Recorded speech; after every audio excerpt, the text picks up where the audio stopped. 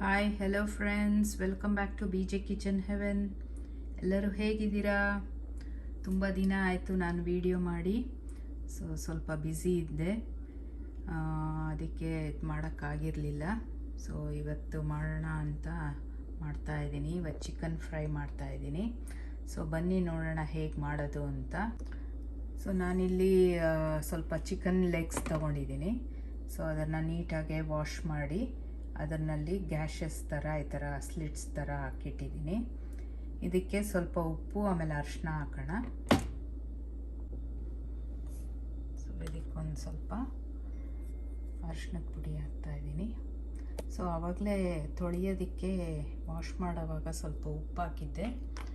ಅದಕ್ಕೆ ಇವಾಗ ಒಂದು ಸ್ವಲ್ಪ ನೋಡಿ ಹಾಕ್ಕೊಳ್ಳೋಣ.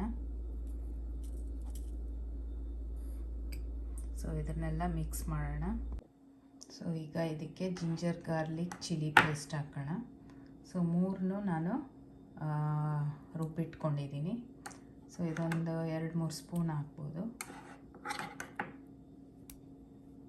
ಈಗ ಇದನ್ನೆಲ್ಲ ಚೆನ್ನಾಗಿ ಮಿಕ್ಸ್ ಮಾಡೋಣ.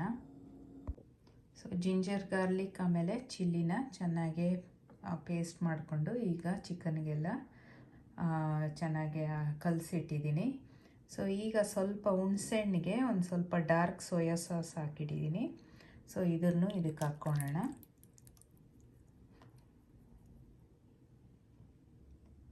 ಇದನ್ನು ಚೆನ್ನಾಗಿ ಮಿಕ್ಸ್ ಮಾಡೋಣ. ಚೆನ್ನಾಗಿ ಮಿಕ್ಸ್ ಮಾಡ್ತಾ ಇದ್ದೀನಿ.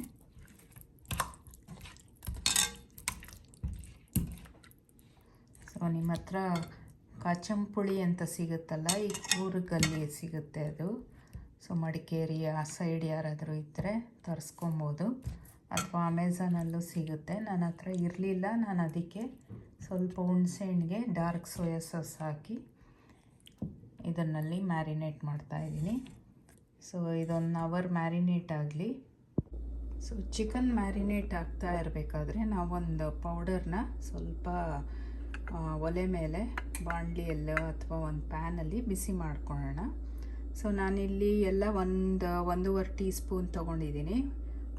1.5 ಟೀ ಸ್ಪೂನ್ ಜೀರಿಗೆ ಪೌಡರು, ಧನಿಯಾ ಪೌಡರು, ಇದು ಚಿಲ್ಲಿ ಪೌಡರ್, ಆಮೇಲೆ ಅರಿಶಿನದ ಪುಡಿ, ಆಮೇಲೆ ಗರಂ ಮಸಾಲ. ಇದನ್ನೆಲ್ಲ ಸ್ವಲ್ಪ ಒಂದು ಪ್ಯಾನ್ಗೆ ಹಾಕ್ಕೊಂಡು ಬಿಸಿ ಮಾಡ್ಕೊಳ್ಳೋಣ. ಈಗ ನಾನು ಧನಿಯಾ ಪೌಡರ್ ಹಾಕ್ತಾಯಿದ್ದೀನಿ, ಇದು ಜೀರಿಗೆ ಪೌಡರು, ಅರಿಶಿನದ ಪುಡಿ, ಗರಂ ಮಸಾಲ. ಇದು ಕಮ್ಮಿ ಉರಿಯಲ್ಲಿ ಸ್ವಲ್ಪ ಫ್ರೈ ಮಾಡ್ಕೊಬೇಕು, ಅಂದರೆ ಸ್ವಲ್ಪ ಬೆಚ್ಚಗೆ ಮಾಡ್ಕೊಬೇಕು. ಇದು ಖಾರದ ಪುಡಿ, ಉರಿ ಕಮ್ಮಿ ಇಟ್ಕೊಂಡಿದ್ದೀನಿ. ಇದನ್ನೆಲ್ಲ ಸ್ವಲ್ಪ ಚೆನ್ನಾಗಿ ಹುರ್ಕೊಳ್ಳೋಣ.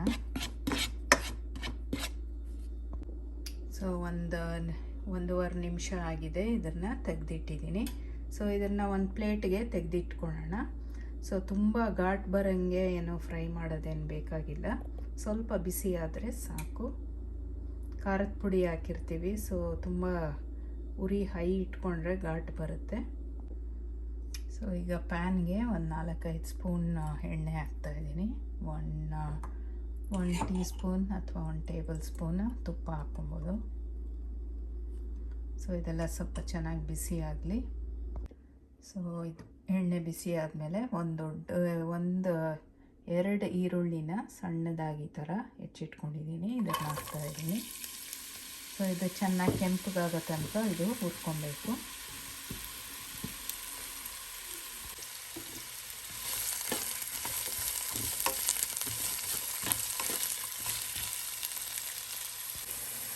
ನೋಡಿ, ಇಷ್ಟು ಕೆಂಪಗಾದರೆ ಸಾಕು.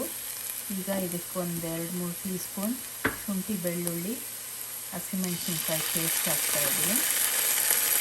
ಇದು ಸ್ಟಾರ್ಟಿಂಗ್ ನಾವು ಮ್ಯಾರಿನೇಟ್ ಮಾಡೋಕ್ಕೆ ಹಾಕಿದ್ವಲ್ಲ, ಅದನ್ನೇ ಇನ್ನೊಂದು 2-3 ಟೀ ಸ್ಪೂನ್ ಇದಕ್ಕೆ ಹಾಕ್ತಾಯಿದ್ದೀನಿ. ಈ ಹಸಿ ವಾಸನೆ ಹೋಗೋ ತನಕ ಇದನ್ನು ಫ್ರೈ ಮಾಡ್ಕೊಳ್ಳೋಣ. ಈಗ ಮ್ಯಾರಿನೇಟ್ ಮಾಡಿರೋ ಚಿಕನ್ ಹಾಕ್ತಾಯಿದ್ದೀನಿ.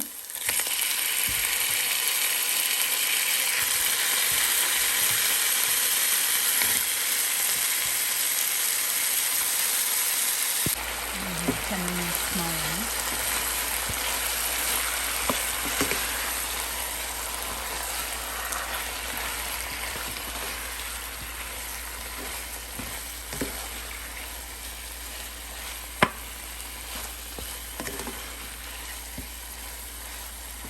ಸೊ ನೀವು ಬೋನ್ಲೆಸ್ ಚಿಕನ್ ಕೂಡ ತೊಗೊಬೋದು. ಸೊ ನಾನಿಲ್ಲಿ ಲೆಗ್ ಪೀಸಸಲ್ಲಿ ಮಾಡ್ತಾಯಿದ್ದೀನಿ. ಸೊ ಇದಕ್ಕೆ ಉಪ್ಪು ನೋಡಿ ಹಾಕ್ಕೊಬೋದು. ಸೊ ಆವಾಗಲೇ ಮ್ಯಾರಿನೇಟ್ಗೆ ಸ್ವಲ್ಪ ಹಾಕಿದ್ದೆ.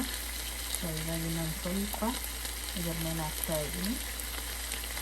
ಸೊ ಉಪ್ಪು ನಿಮ್ಮ ರುಚಿಗೆ ತಕ್ಕಷ್ಟು ನೋಡಿ ಹಾಕ್ಕೊಬೋದು. ಇದನ್ನೆಲ್ಲ ಚೆನ್ನಾಗಿ ಮಿಕ್ಸ್ ಮಾಡೋಣ.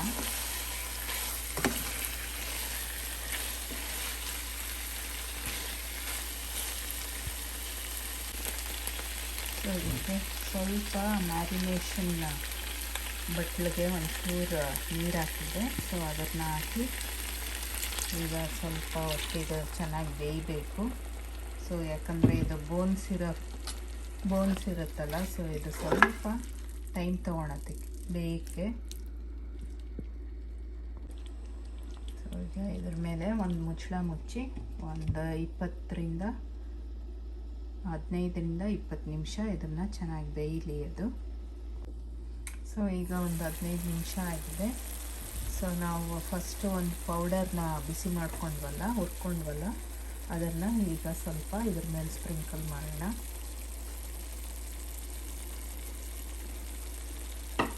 ಇದನ್ನು ಚೆನ್ನಾಗಿ ಒಂದು ಮಿಕ್ಸ್ ಕೊಡೋಣ.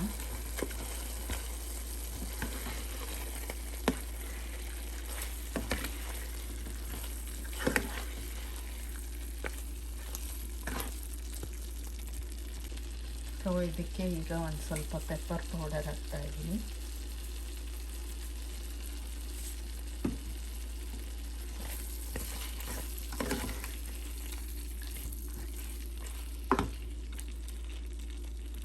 ಸೊ ಈಗ ಇನ್ನು ಸ್ವಲ್ಪ ನೀರು ಇದಕ್ಕೆ ಹಾಕಿ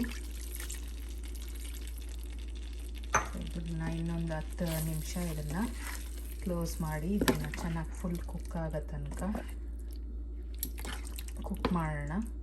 ಸೊ ಯಾಕಂದರೆ ಇದು ಬೋನ್ಲೆಸ್ ಅಂದರೆ ಬೇಗ ಆಗೋಗುತ್ತೆ, ಇಷ್ಟೊತ್ತಿಗೆಲ್ಲ ಆಗೋಗುತ್ತೆ.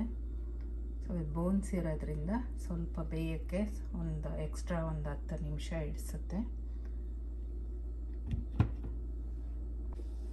ಸೊ ಈಗ ನೋಡೋಣ ಆಗಿರುತ್ತೆ.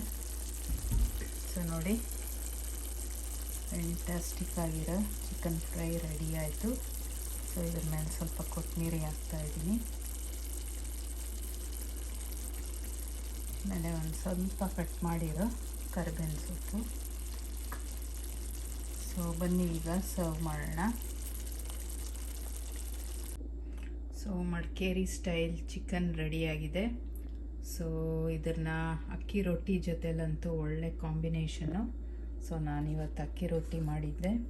ಸೊ ನೋಡಿ ಎಷ್ಟು ಸಾಫ್ಟಾಗಿ ಬಂದಿದೆ. ಸೊ ಇನ್ನೊಮ್ಮೆ ತೋರಿಸ್ತೀನಿ ಇದು. ಸೊ ನೀವು ಟ್ರೈ ಮಾಡಿ, ತುಂಬಾ ಸಿಂಪಲ್ ಇದು. ಸೊ ಮನೆಯಲ್ಲಿರೋ ಇಂಗ್ರೀಡಿಯೆಂಟ್ಸಲ್ಲೇ ಮಾಡ್ಬೋದು. ಸೊ ನೀವು ಟ್ರೈ ಮಾಡಿ, ಆಮೇಲೆ ಹೇಗೆ ಬಂತು ಅಂತ ಕಮೆಂಟ್ ಸೆಕ್ಷನಲ್ಲಿ ತಿಳಿಸಿ. ಸೊ ಮುಂದಿನ ವೀಡಿಯೋಲಿ ಸಿಗೋ ತನಕ ಟೇಕ್ ಕೇರ್, ಬಾಯ್.